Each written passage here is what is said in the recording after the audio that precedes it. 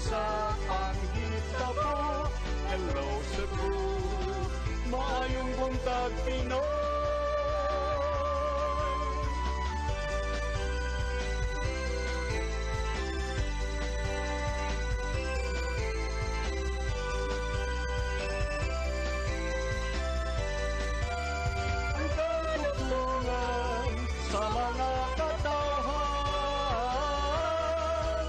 Hello Cebu, hello Cebu, maayong buntag Pinoy, maayong buntag Pinoy, maayong buntag Pinoy. Hello Cebu, maayong buntag Pinoy. Adlaw karong Lunes, Oktubre 9, tuig 2023. Sabado sa nanda, Buntag Lunes, ang ipagkita kaninyo kini mga front pages sa mga pamantalaan lokal o nasyonal o mukutlusab kami kung pipila ka mga balita sa mga pamantalaan. Mag-isgot-isgot kami sa mga butang may labot ang lungsod. Among basahon ang inyong mga text messages, may parangat ng ating tulubanon ang weather report musunod karong taon-taon. Ako si Manny Dalo Santos Labakal, sabi sa naandan, kabanato atong partner Batag Buntag, Konsihal Malukuano Inukando Tabar. Kons, may butag. May buntag sting viewers sa Hello Cebu, maayong buntag Pinoy. Atong paabuto nun og paningkamutan nga mahinabi nato atong weather forecaster sa Pag-asa Mactan, hapan sa dili pa, ato sa ipadangat kini atong front pages sa mga pamantalaang lokal ug nasyonal atong sugdan sa Sunstar Daily. Sa Sunstar Daily, WTE project in Cebu City fails to get off ground. Private partner asks for 1-year extension. Sa Super Balita sa Sunstar, duha ka akro gidunggab sa 20 ka bloods. Sa The Freeman, next to tons of garbage, fish dried. Sa Banat News, sa The Freeman, babaeng operator parokyano sikop laing drug den gibungkag. Sa Philippine Daily Inquirer, Israeli forces rescue 8 OFWs near Gaza Strip. Sa Philippine Star, Filipinos among Hamas captives, Philippines condemns attacks on Israel.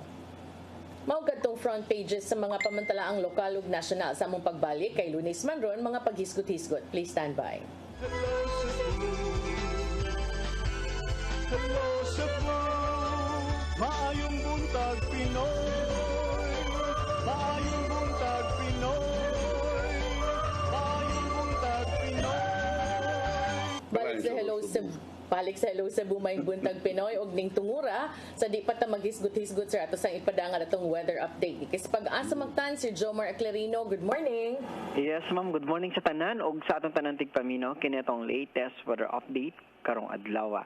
Ang Tibok Central Visayas, lakip ng probinsya sa Tibok, diri sa may Eastern Visayas, makasinati na medyo mapanoron ngito na sa madagom na kalangitan, ug na mga pag-ulan ug kini mga pagpangilat ug pagpanugdog mugna kini sa hinungaw or extension or trough ng low pressure area. Padayon ta mag-monitor sa mag-i-issue ng mga thunderstorm or rainfall advisories kasama ng color-coded na heavy rainfall warnings. Hining ito na sa kasarangan na hangin masinati sa Visayas, ug kadagatan malinawan ito na sa kasarangan ng pagbalod. Temperatura sa Cebu 35 to 32 degrees Celsius, adlaw mo salop alas 5:30 sa hapon. Ang dagat mo hunas alas 3 G sa hapon, mutaob alas 11:17 sa gabi. Philippine Standard Time alas 8:01 sa buntag gikan diri sa Mactan, paga sa Visayas. DOST Jomar Aclarino. Daghang salamat Sir Jomar Aclarino, maayong buntag yung tanan din sa Pag-asa Mactan. Sir. Okay. Unahon na to. Although kining pahibaw ni adtong Sabado kini gunya mura og ilang heightened alert sa tanan nga mga airports dinhi sa atong nasod inuntagi pakanaog datong Biyernes no Oktubre 6 tungod kay doon na day bomb threats cons doon na bomb threat na nadawat ang air traffic service kung ATS pinagi sa electronic mail. Sa pamahayag, ang kaap nagkaringon ng email nagda og impormasyon nga usa ka aeroplano gikan sa Manila going to international airports in Puerto Princesa, Mactan, Cebu, Bicol ug Davao would be set up by the bomb. Ang Mactan Cebu International Airport Authority General Manager Julius Neri Jr. Sa usa ka text message ngadto sa Sunstar Cebu, we confirm ang airport is on heightened alert Although ang airport operations nagpadayon na normal.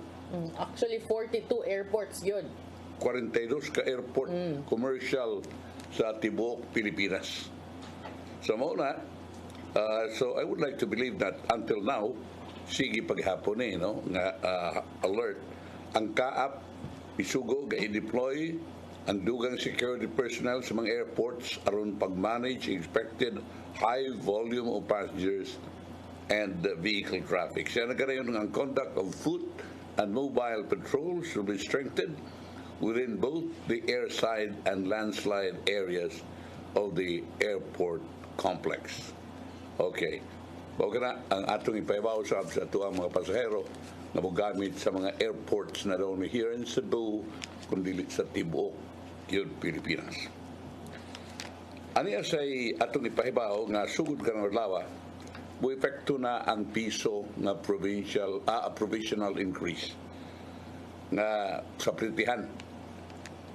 Ang transport group pinagkaisang samahan ng tsuper at operator nationwide kung piston nagkanayon nga ang piso nga provincial fare increase maghatag kini og labing minus 200 pesos nga additional earnings for drivers of public utilities as it took effect on Sunday, kagahapon kada day.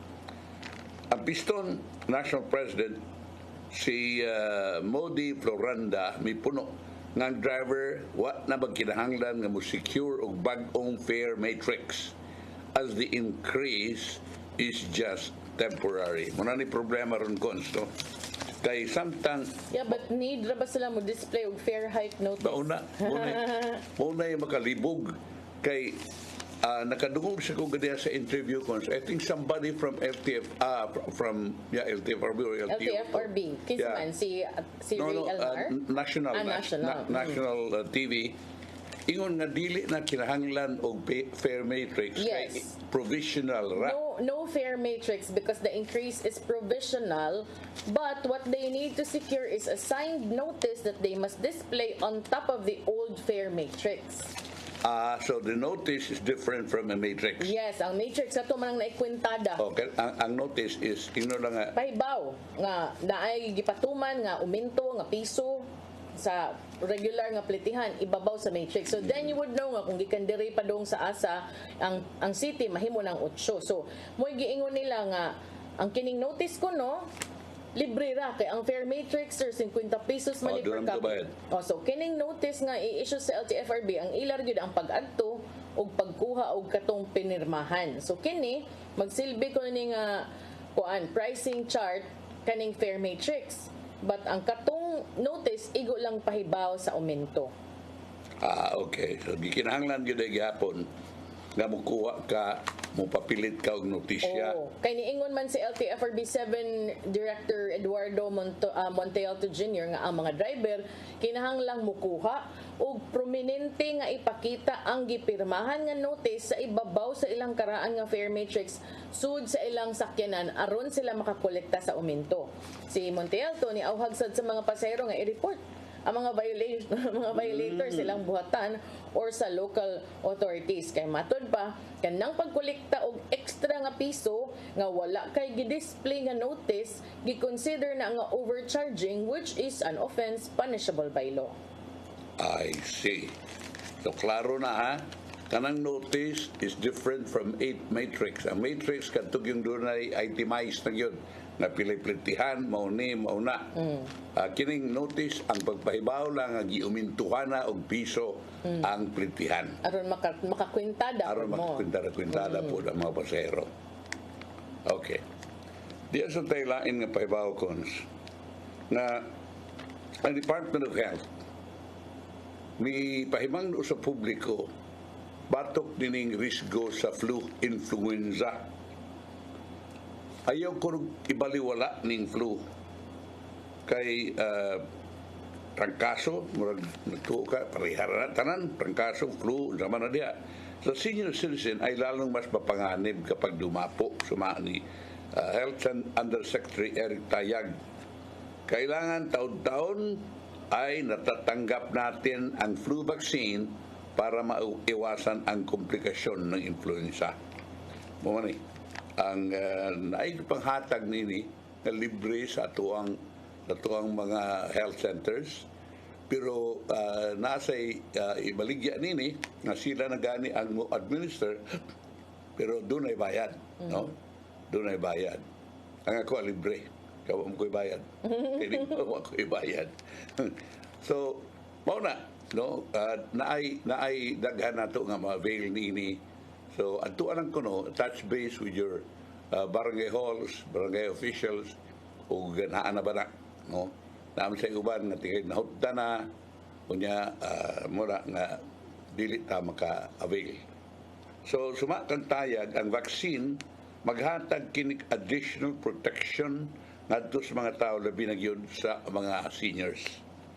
Si tayag na ganayon, ang DOH fully supports the raising awareness of influenza to support elderlies con RAISE program, which various medical groups initiated in a bid to make the vaccine more accessible to the public, especially senior citizens. Ang RAISE co-convener, si Dr. Lelu Bravo, nagkanayon na regular flu shots are more necessary for the elderly. So although bisag elderly gyud gikinahanglan na gyud pagayo kamo diha mga seniors, pero kamo diha mga batan-on kun ugaling aduna gyud mo higayon, pagpa-injection mo wa may buwa, mas maayo nung Bitaw, dunay basta protection. kay every year man gyud na, mas maayo gyud na protected ba. Yes. Okay. Kunya di apay lain nga paibaw nga ang grabe kunong malnutrition dinhi sa Cebu ug Negros kon ambot ug nganong kitara. Cebu ug Negros Oriental sa Central Visayas. Mao kining 34 kabuk identified priority provinces sa nasod nga nagkinahanglan og nutrition interventions sa nagkalanglain nga government o private stakeholders. Murigi pa ba ato sa pagulang na mga Visayas launched of the Philippine Plan of Action for Nutrition, Kunpipan, 2023 to 2028 in Cebu City sa National Nutrition Council. Kining mga lalawigan, Cebu ug Negros sa NNC, giila kini base sa magnitude of stunting among 0 to 59 months old children, malnutrition, the magnitude of population with households with per capita income below the food poverty threshold, kun food insecurity at economic capacity. So muna ilang doon sa intervention ini kaya mga pobre sa bitaon kayo nawa gyud dili gyud maka palit og ordinaryo kay mga pagkaon mo na nga ilan ng tabangan, no. Grabe ning kuan ang ug imong una-unaon ning malnutrition kanang nagtuot nga bisag unsa basta makakaon na okay na. No, it's the right kinds of Bitaw. food. Mo na kadto basta kaog dagkakain kanon wala.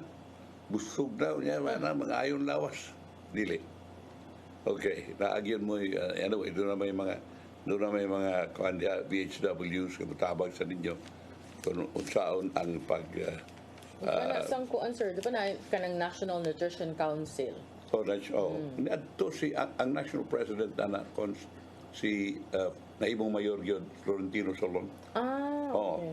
Siya gi ko na he was very active and siya nag-promote when he was assigned in before coming to the Philippines. He was assigned in South Africa. Dito grabe ang blindness, dito cases of blindness, no. Unya ang iyang gi propaganda o mo iyang gi pugos pagpakaon sa mga bata labi na mao ang kamunggay, no, ang kinagatong gitawag og kamunggay.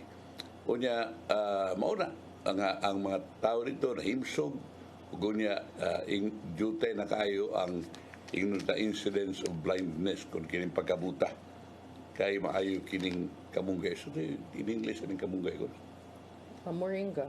Moringa. Ano mga moringa leaves. To tingali mahibo wa may baliging kamunggay sa kuan. Na may mga tableta ron nga moringa na dili na kamunggay mo ilang ingan. Okay.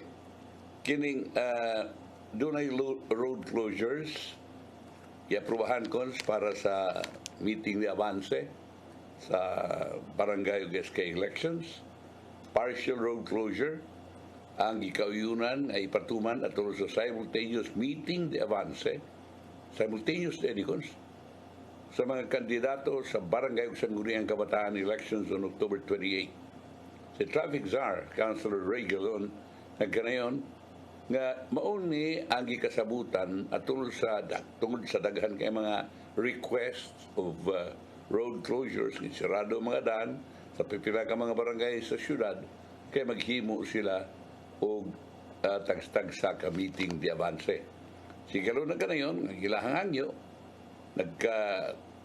gibutan nito, naglain-lain nga mga dates, times, o venues, bisan kung naar sila sa samang barangay. Since there are those that have several contending parties. Si Galon Mimo, ingon nga, now comes as a concern for the Cebu City Transportation Office as the Traffic Management Coordinating Committee is set to deploy its full force on that day. This is a concern for CCTO as field personnel will be deployed and mobilized in particular areas. To address this has been decided na ang meeting the Avance will be done simultaneously. Dungan kon sa samang adlaw sa Oktubre 28 with conditions laid out to avoid traffic congestion. Only if they use the road. Kay katong uban nga ato sa gym, ato sa mga sitio nga interior, di raman to mag problema kana ra gyud, because there was an incident man gyud during the filing nga nag-program, I think tatos tisa nga nakakos gyud og pagbara sa traffic kay murag way lain sigurong area nga kapahigayunan didto sila. Ang uban sa dana ko kay tingalig daghang mga nang lansar niya ang uban kauna na dito sa gym. Munang wala sila adlain katuan atol sa lasdan. Magdungan ba? Oo, magkadungan.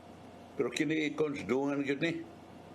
Dungan yun eh. So therefore, chances are, dudagidaan nga mga daan mga magamit nagay areas.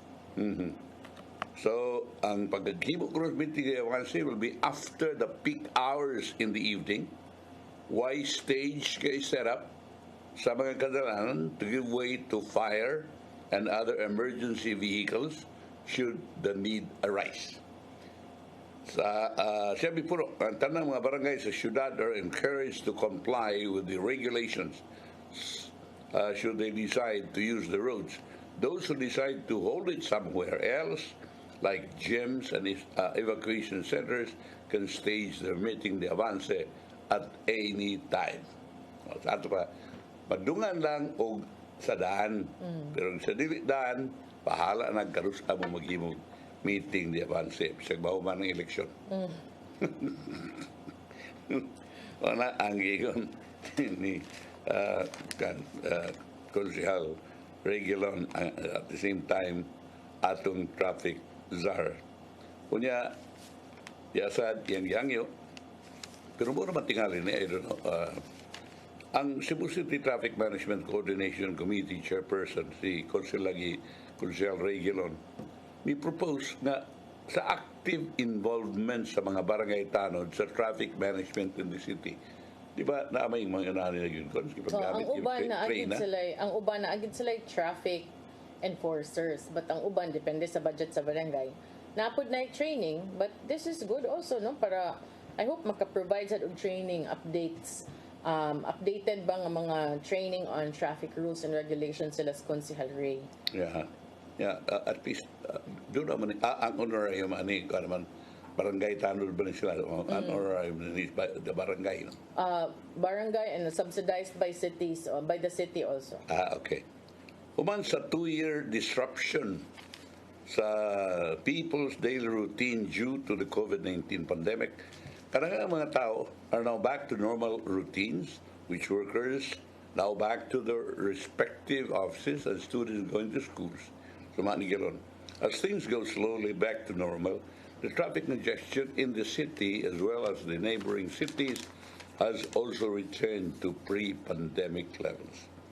As to address the traffic congestion, Sigilon ingon, it should be addressed first at the barangay level As the basic political unit, the barangay serves as the primary planning and implementing unit of government policies, plans, programs, projects, and activities in the community, and as a forum wherein the collective views of the people may be expressed, crystallized, and considered, and where disputes may be amicably settled, stressed Gilon in a proposed resolution passed to the City Council. Tinood na, no? Si Gilon also miawag sa mga barangay captains na mag-assign og barangay tanod sa ilang tagstag sa jurisdictions para mutabang sa traffic management. Si Gilon may-emphasize that there is a need for barangay captains to help in the basic traffic management within their jurisdiction through their barangay tanods in order to mitigate traffic congestion. Tinod, na naman yung mga ana sa Binoon, labi na yun sa mga lugar nga traffic kayo kanunay, no? Sa amo accounts diri sa Kasambagan, doon namin makita ng mga sakop sa barangay tanod nga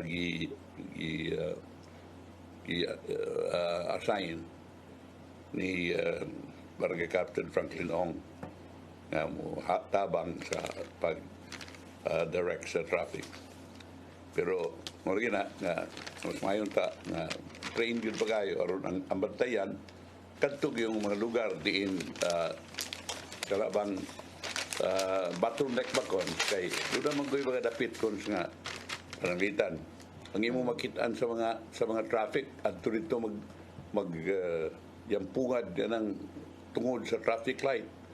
Kan traffic light will take care of itself, no? Although doon ay gamay yung violation, pero kanag yung mga eskina cons, for example, makagi man kadiha, kining Almendras o kining F. Cabahog, purtik ayo kanang gikan sa Almendras, nga muguwa, kunya mo left turns F. Cabahog, mababagan yun ang mga sakyanan.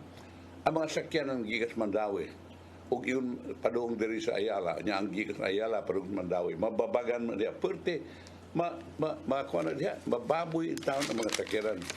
Ya, paugatay man na, basta way traffic enforcer, paugatay muna at nagikinahanglan ipang-assign diha, dili kay magpundo ko sa tagutlok po, pero na diya traffic sign, traffic light.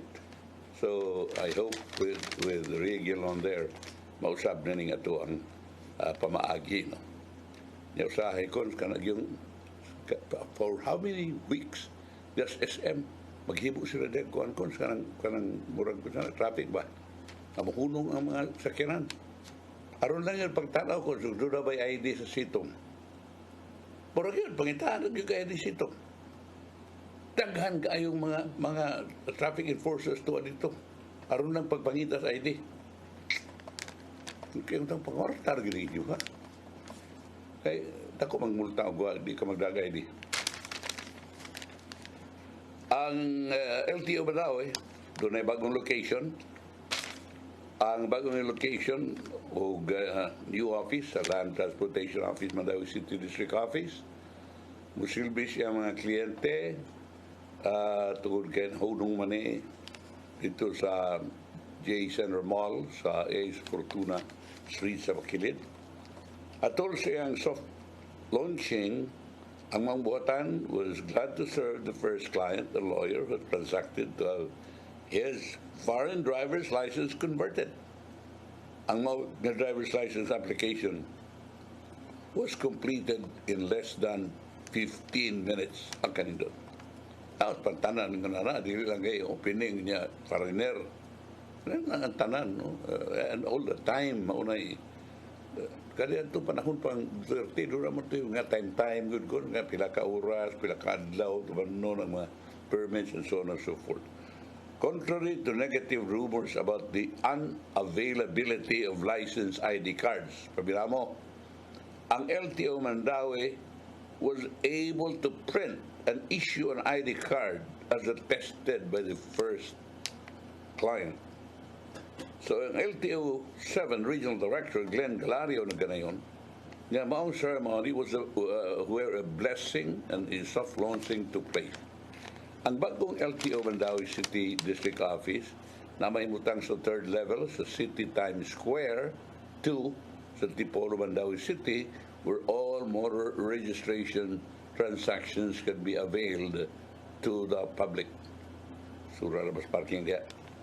In a statement, sigalaryo na kanayon, ang maong office, napag-on lang na office, at no cost to the government, which means that LTO7 is not paying any rent on the said office. Ang maong buhatan is free, but of course, we have utilities that we need to cover every month, such as electricity, water, and internet. Sa samang iyon, we're only paying the common usage service area per month. Ang mga opisina can accommodate up to 35 maximum seating capacities at one time. It was on January 20th this year.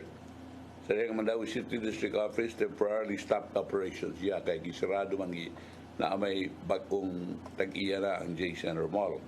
Ang temporary closure sa Mandawi City District Office o Mandawi City Licensing Center tungod ni kay nanay bagong owner ang J Center Mall. Okay. Naasa Times Square, City Times Square. Kita mo kanang murag nalikod ni sa Spark Mall or nakilid ba. Basta diyan napita mula bangka. Doon ay City Times Square. Diyan daghan sa Canada mga restaurants, bars. Na diyan daghan.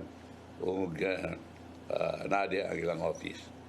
Pero ang tuwa lang is murag ingon nga kaning ang parking diha dili lalim kay daghan sa kay mo park diha nga mga on and so on and so forth. So kana mo inyo ang solusyonan kung kuno galing mo ato dito. Kining ang Bureau of Customs Port of Cebu is committed kuno to enhance passenger services. Sa pagkaroon, nag-convene ang key personnel sa Aboitiz Infracapital Incorporated o GMR Megawide Cebu Airport Corporation at the Mactan Cebu International Airport. Kaniyot lang, di ba Aboitiz na may nagtag-iya ng kuwan-kuwan? Ilan naman nagipalit gikan sa GMR? Murag, kay namdum ko ana.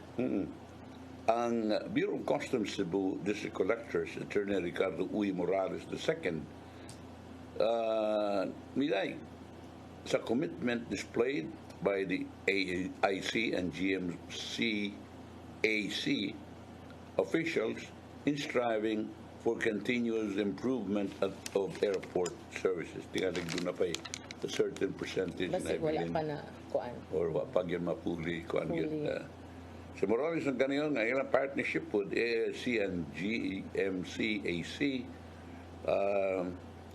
is a milestone in our collective journey to facilitate trade, bolster border protection, and enhance lawful revenue collection. Sige, ayuan na nagmay diya kay ato ba nang ikapasigarbo ng atong Mactan Cebu International Airport. Kanya kining kwansan kons minus kanang kill kons na diya labi nag kanang mga direct flights from abroad nya manaog na may kiba man kanang say nga kanadto nga dungog man dayon. Oh nya kon kuan day mga kuan speaking dollar dayon karon wa diha kon Sure ka. akong anak wa bang good sila i-bother.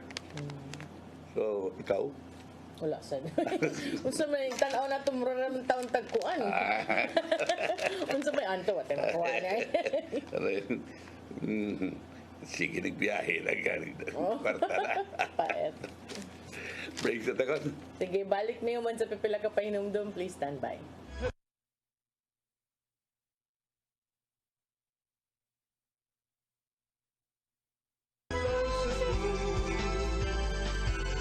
Hello Cebu, maayong buntag Pinoy. Maayong buntag Pinoy. Maayong buntag Pinoy. Parang sa Hello Cebu, may Buntag Pinoy. Balik naman sa mga ganggang.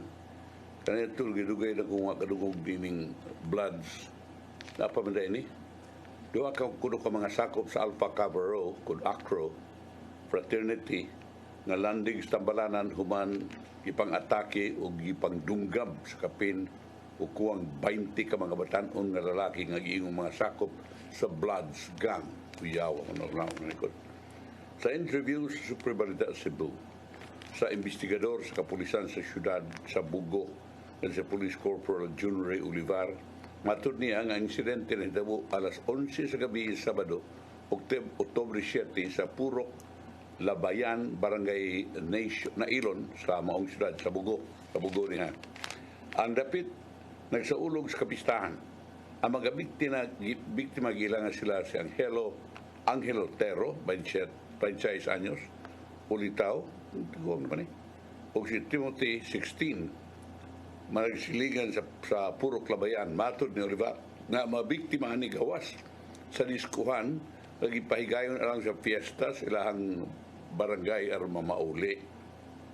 Matod pa nga samtang ang duha naglakaw, sila gisundan sa gibarang 20 ka mga sakop sa Bloods Gang apan way bisan usang nga nailhan ang mga biktima na hitabo ang paregla ug usa sa mga lalaki midunggab kang Timothy kinsa na igo sa dughan samtang ang laing usa midunggab kang Tero sa buko-buko. Dali nga nanibat ang mga suspect kumahan madunggabi ang duha ka mga biktima. Pangda ang biktima sa tambalanan padayon na nag-imbestigar ang kapulisan sa Tabo aron pag-ilas pag suspitsado. Kuya waning mga inani ko siya. There was a time na ni siyudad yung nangyayapon na abot kontra lang gitingalan ni bisag dili na sila kiailakon basta kontra lang nilahang grupo. Basta identified ang uban paregla. Oo. Paitoy ka nang if you have all that energy ba ibubuo nag mga tinarong nga binuhatan oy.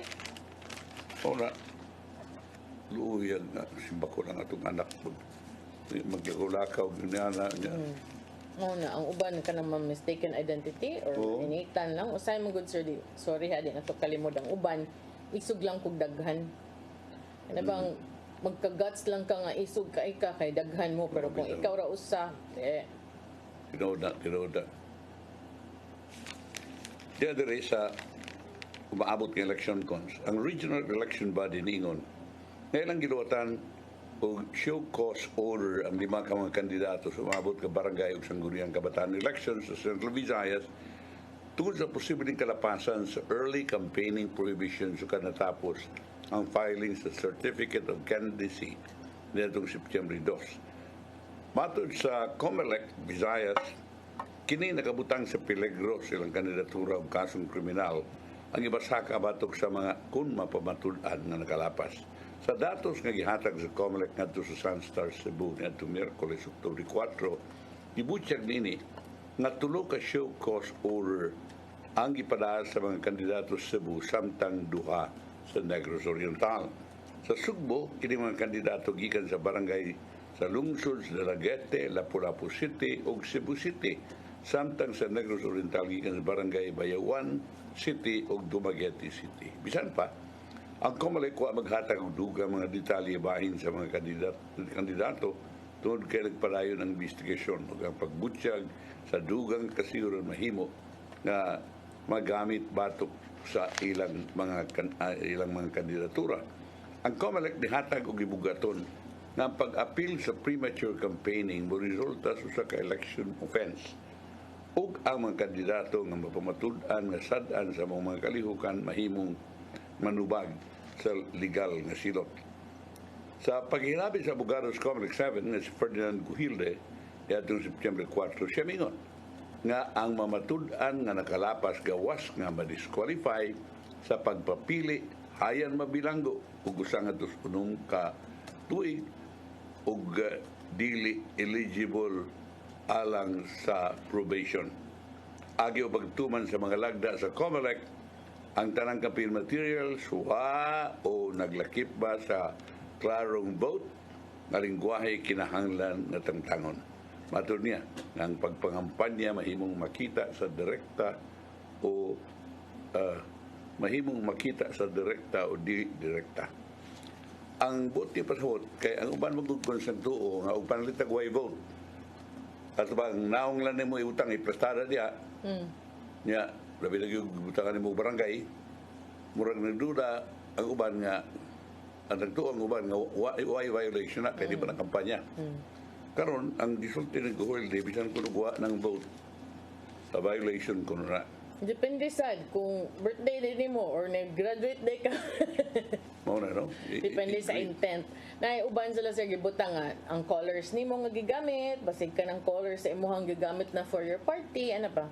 Mo na magmatngon. Para nako especially if na kay kontra, smile yung magmatngon ka oy kay kanang anytime pwede biya ka pangitaan magkagbikil bisag wa kay gibuhat nga sayop kana pa baka. Tinod. So mo na, ha? Naarabay taga Cebu City ko. Ang mga tagiya sa dili rehistrado ng mga drone magatubang silos dakbayan Subo aron mapanalipdan ng privacy, seguridad ug kaayuhan sa mga lungsuranon ug mga entidad sa gobyerno labi na sa pagpatuman sa balaod ug mga pasilidad sa bilangguan. Atol sa regular session itong Miyerkules, iaprubahan sa City Council ang ordinance nga naguluhan og an ordinance regulating the use of unmanned aerial vehicles, remotely piloted aircraft and drones within the territorial jurisdiction of the City of Cebu and providing penalties for violations atol sa ikatulo ug katapusang pagbasa niini nga mo epekto 15 dias human sa pag-aprobar niini. Si Council Ray Gilan gapon aptikan imong kupareho chairman sa Traffic Management Coordinating Committee Board mo nangamahan sa nisgutang ordinansa ug siya mingon ang pag-aprobar sa ordinansa usa ka karaugan alang sa men in uniform ditataw nga ang syudad dili magkompromiso dili lamang silang kaugalingon nga seguridad apan dili nadtong naa sa ilang kustodiya. Sa deklarasyon nini sa palisiya gisiguro ni Cebu City Government nga makapatuman sila ug mga lakang aron mapalambo ang kinatibuk-ang kaayuhan sa ilang konstituente lakip na ang pagpanalipod sa pagpamino sa posibleng risgo sa kaluwasan na dahil sa mga drone ngadto sa mga tao ug mga lugar o propiedad sa gobyerno. Bitaw kining drone daghan kay mahimo, no? Mahimo ni siya espiya, mahimo ni siya tan-aw sa imong solar bisan kung sa kataas na imong sa kataas na imong kini imong fensa kunya li bara sa bintana kay maglupad-lupad na ba na siya. Kuan siya na camera so. Doon na siya camera so makakuha na siya og pictures. Samtang naglupad siya, kinsa ang gustong kuhaan ng pictures. Pero na, sakto kayo ni. Daghan na kayo ba kayo? Ordinaryo na kayo? Di bang kayo din mahal ng kuhaan? May mga barato po. Daghan ang mga barato nga drones. Di para ka na ito nga murag i-isgot ka drones. Para naman sa mga dato. Karoon, nadilagan nga ordinaryo mga tao nga naanan ining mga drones. Di atas waste to energy, lain ng programa, lain ng project kon sa syudad.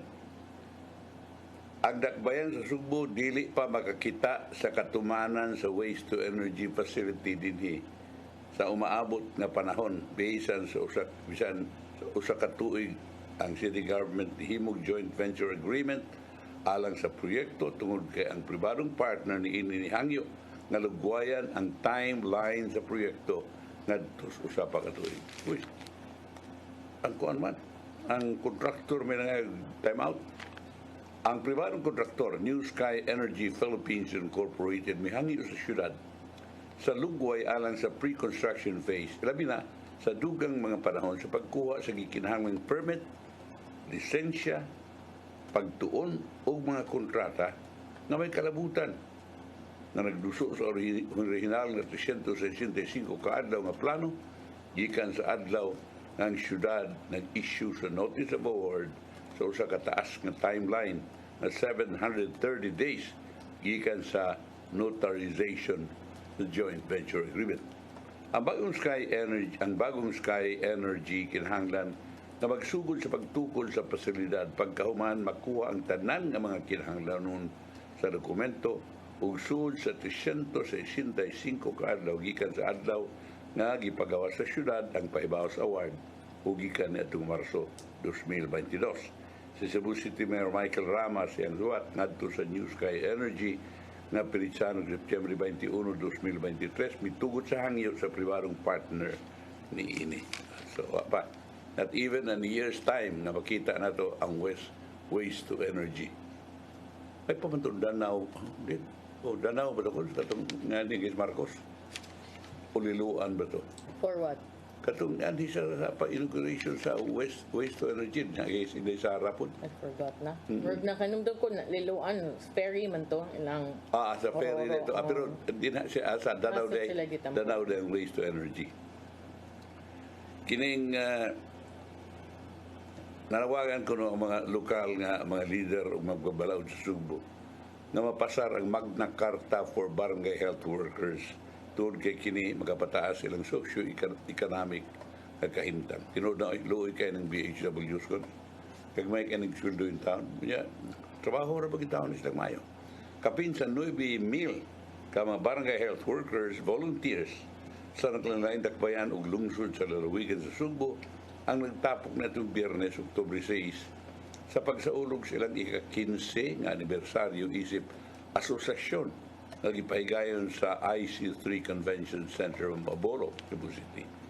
Si Senator JVR Sotog, si Senator Bongo o BHW Party List Representative Angelica Co na itong Biyernes ning sarusab ngadto sa libuan ka mga BHW nga nitambong sa mong kalihukan nga ilang hingusgan ang mga paningkamot sa pagkumbinser sa mga sakop sa 19th Congress nga mapasar ang gisugyot nga House Bill number 6557.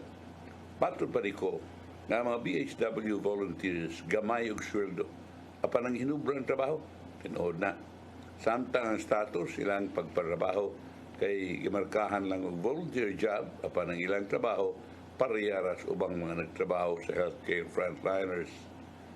Busag yatagan o gibugaton sa opisyal o ang kaminungdanon sa suporta sa gobyerno silang gihulagway nga bililhon nga mga voluntaryo sa pagserbisyo sa batakang serbisyo sa kahimsog sa matag Pilipino sama sa layo nga bisan sa mga lagyo nga mga lugar. Pero na lagyo taong kayo niya pero sa man nga ang ilaha na dito kuan ra man di volunteer sa mga gibutang dito. Ang mga volunteer kasagaran nakadawat og honorarium matagbuan alang silang trabaho. Din ang mga numero nagdepende sa pinansyal nga kapasidan sa barangay o sa mga local government units patod ko. Ang Magna Carta for BHW sa priority measure sa Marcos administration si Con kanayon na ang accredited BHWs kinahanglang makadawat og incentive o benepisyo nga naglakip sa binuan nga honorarium nga nagkantidad og 3,000 taon sa doy. Hazard allowance dili mo minus o sa kalibo kada buwan. At pa 4 na. Transportation allowance o sa kalibo matag buwan 5. Subsistence allowance para sa mga pagkaon o nagkantidad og sa gatos, one-time retirement cash incentives, health benefits, insurance coverage o mga benepisyo, bakasyon o maternity leave o cash gifts. Pila ra gud in taon na wala na sa inyo ang kuan sa inyo adeng mga CIF. Ang balaod nun, naghatag usab ko sa kahigayon, gratuity cash incentive na dili mo ubos sa 10,000 agig pag-ila sa pagka maunungon o dedikasyon sa BHW o sa padayon nga satisfactory ang pagserbisyo labing minus 15 katuig. Si Cebu Governor Gwen Garcia na mitambong sa mga kalihukan misad ug dugang usa ka libo adto sa 5,000 nga Christmas gift sa miaging tuig alang sa BHW gikan sa Cebu Provincial Government. Misaka kini nga to sa 6,000 nga pinaskuhan nga madawat sa BHW karong maabot holiday season. Din si Garcia ingon nga agi kini nga pasalamat sa kapitulyo sa tanan nga may voluntaryo o serbisyo nga gihatag ngadto sa kabarangayan. Tinuod yun na ako nakakita gyud ko kay kadaghan ko yung mga kaila diya sa BHWs. So, Kaya yun ko kung saan ang ilang serbisyo. Kunya, dili na kay lakwat-lakwat ang uban ni Cons. Aron lang ganito mapunan-punan lang kita. Magdadaan na sila og kanang Cons kanang para sa blood pressure. Kanya, manguha sa blood pressure, charge sila piso. Yun na ba? Donation. Donation in town. Mayroon lang ba? Kanya, ganito sa Israel, sabot ni Keningon nga kuan kono nga Pilipino wa man kono biya itong tarawon kono.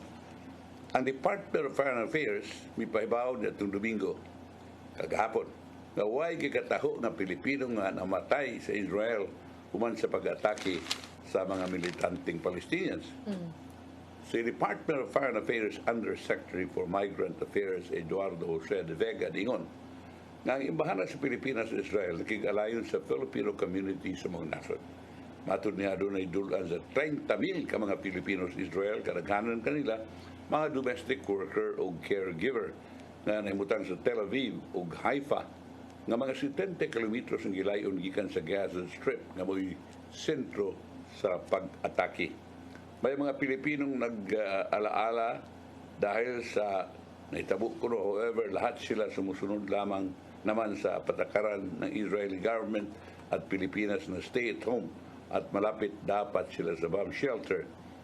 Kinahanglan yun.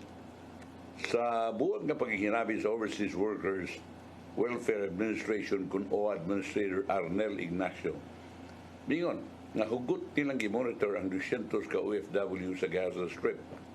Doon na pa yung mga caregivers nga accounted sa Gaza na all accounted for na meron pa tayong hinihintay na update from 6 pa na mga OFW. Matud pa rin rasyo nga wa pa sila makadawat og hangyo alang sa pagpaulit tungod kay naanda mga Filipino worker sa mga insidente. Ana sila buto-buto dito ko. Anyway, ang Palestinian, ang death toll sa Gaza Strip niabot ng 313 kagahapon. Sumapa sa Health Ministry sa Palestinian Enclave. Muni, pag-atake sa Hamas sa ikaduhang sunod-sunod nga adlaw. Ang Hamas-controlled ministry na ganayon, laing 1,990 ka mga tao ang nangasamad sa panag-away nga nagsugod datong Sabado. Human ang Hamas mitira og mga rockets, linibog ka mga rockets ngadto sa Israel sa usa ka surprise nga pag-atake sa kadlawon. Duha ka mga Thai nationals ang namatay in the violence between Israeli forces and the Palestinian militant group Hamas. Ang Thailand's Prime Minister nagkanayon.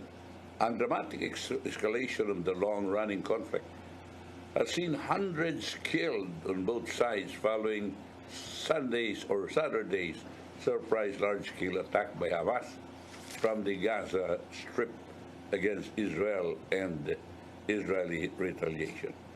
Muna ni karon Cons, kagubot pining yung nato nga natawhan sa itong Ginoo. And looy nga unaw. Tungod kay di man gyud magkasinabot na unta. Ingon magud sa ning Hamas kailangan din ng lugar.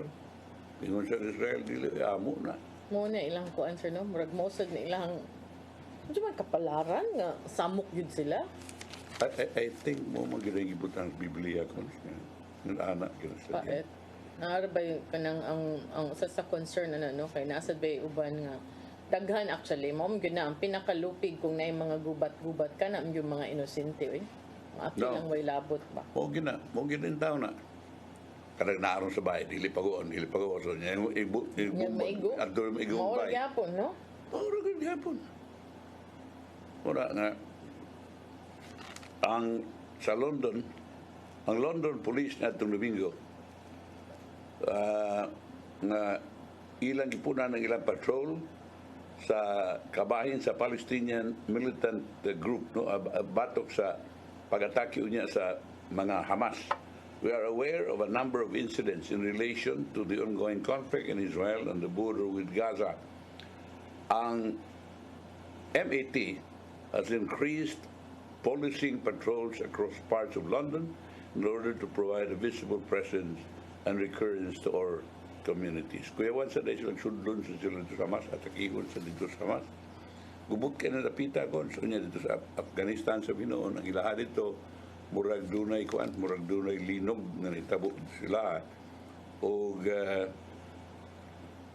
mura og ang death toll gikan sa series of earthquakes sa western Afghanistan misaka na netong Domingo ngadto sa 2,000 kapatay. Sa diyan ang mga rescuers scrambled for survivors among the ruins of razed villages. Nitong Sabado, ang magnitude 6.3 quake followed by 8 strong aftershocks mo ni uyog sa hard-to-reach areas 30 kilometers northwest of the provincial capital of Herat, toppling rural homes and sending panicked city dwellers surging into the streets. Kini kung nagkaraghanan ng ini ang ilang mga bahay, murag tisa, murag mga karaan na, kuha na kayo, kanang vulnerable na kayo ni mga yun ini. So, natuwa ampo tanis sila in town sila. Kita rin mahanda kayong pagkapaibutan, protektihaan ta sa ito ang Senior Santo Niño, pero ito ang Mama Mary, pero kinahanglan sa atong yampo, atong kaigsunan. Sa layo to, kahit nakabaw biya sa panahon, anything can just escalate like it did before. Yeah, anytime. Good. Di ka masayod kung siya may tabo. Di ay kwan, usa ka Chinese Navy warship may sunod na sa BRP Sindangan. One of the 2 Philippine Coast Guard ships na may escort sa mga barkong mga Pilipino nga nagdaog supplies to a small garrison sa Ayungin sa 2nd Thomas Shoal this week. Unya ang nakanindot niini kay naagi kuan kanang naka first hand information yun na ang former Secretary of Foreign Affairs nato si Teddy Boy Locsin nakakita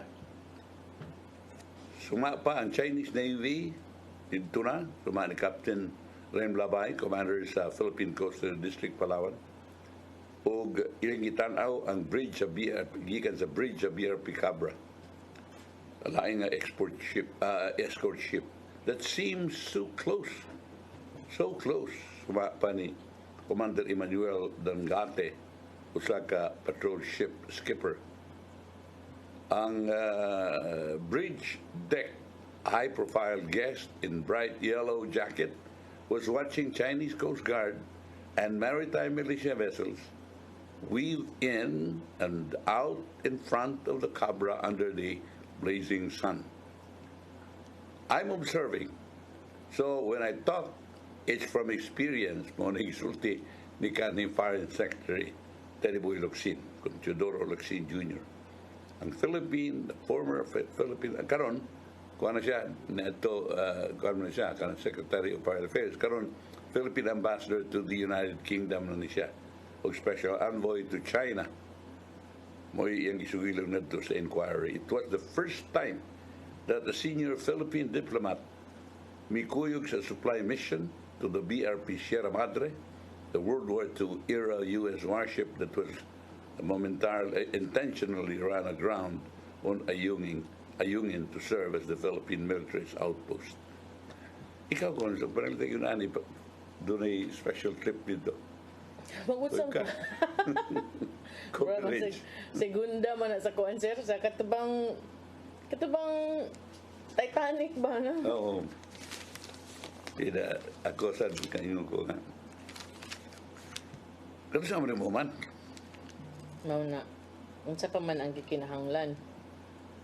Unsa pa magyud ang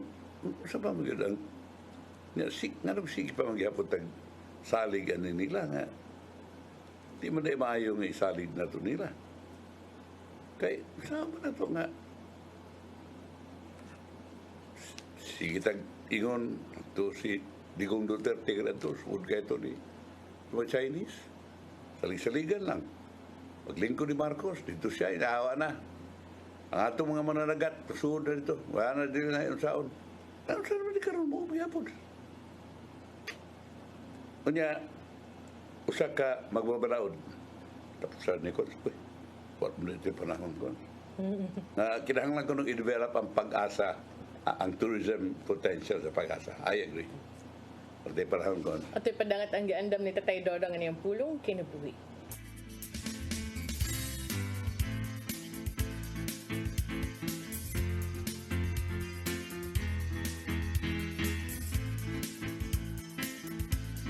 Ang pulong mo, ang diwat sa galang ko.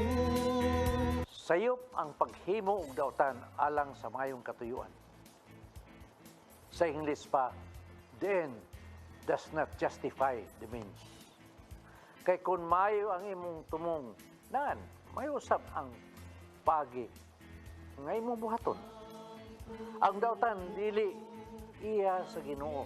Hinoon iya kini sa yawa. Kay ang Ginoo nagtawag kanato sa pagkabalaan. Sa Kolosas 3:17 nagingon, busa bisag unsa nga inyong buhaton o isulti, himua sa ngalan sa Ginoong Hesus. Nan, makaingon ka ba nga ang daotang buhat gikan sa Ginoo? Dili. Waylo na sa pagkadautan ang kasing-kasing kuna na si Hesus. Sa Roma 12:1 ngadto sa 2 nang ingon, busa mga igsoon, tungod sa dakong kaluoy nga gipakita sa Dios kanato, hangyon ko kamo sa pagtugyan sa inyong kaugalingon ngadto sa Dios. Ingon nga buhing halad, balaan ug makapahimot kaniya. Ayaw kamo pagpahiuyon nining kalibutana, kundili ipabag-o sa Dios ang inyong panghuna-huna. Aron masayran ninyo ang kabubuton sa Dios, unsay maayo, hingpit ug makapahimot kaniya. Mao kini ang pulong nga naghatag og giya sa atong kinabuhi. Mag-ampo kita. Nang itong amahan, sa makadaghang gusto namong isalikway ang mga dautan nga aniya sa among kinabuhi. Apan sa makadaghan usab kami nagbuhat nini. Busa karon kami nangayo og pasaylo nining tanan nga among nabuhat. Ug dawata kami pagbalik diha sa imong mga bukton ug sa imong kiliran. Amen. Amen. Samahan sa anak sa Diyos na Espiritu Santo. Ang pulong mo, ang diwat sa galang ko. Pulong kinabuhi ni Tatay Dodong Limchua mo nagtapos sa atong tulumanon. Dagang salamat sa Koyog sa Philippine Airlines. Thank you very much, Archbishop Jose Palma. Nanaydayanan Tatay Dodong Limchua. Thank you, Sir Dennis Tabar. Salamat. At mga kaubanan sa TOC, Sir Robert, Miss Inday, Sir Anton, Sir Edgar, Miss Joanne sa newsroom, Sir Michael, Sir Del, Sir Raymond, Sir Bruce, ug diri sa studio si Ferdy. Ako si Maluy na Kando Tabar. Ako sa i-greet ang ako ang youngest, si Jay. Birthday kagahapon, belated, no? Gikan sa Rabakal, Magadia, o Go Family. Happy birthday! Ako si Manny Dal Santos Rabakal. Hello Cebu, Maayong Buntag Pinoy. God bless. Bye.